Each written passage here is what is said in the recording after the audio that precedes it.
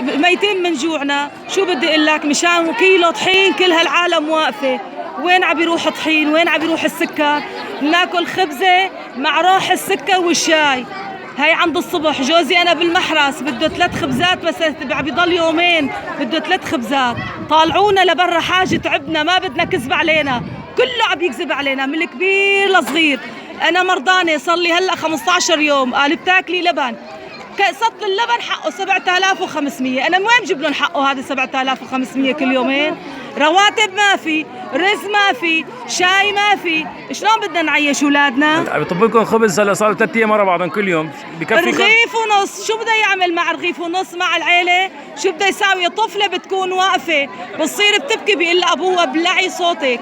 ما بدي اسمعه. ليش؟ مشان ما تبكي واسمعها جوعانه. الا اخر شي بدي اقوس حالي. تصوروا انتم على هالموقف هذا، اب يقتل حاله ما عم يحسن يطعمي ابنه. ليش؟ مع انه في ناس عم بتطب ما عم نعرف وين عم يروح. لا عم ناكل لا عم نشرب. دواء بروح على المشفى بيقولوا لي ما في دواء.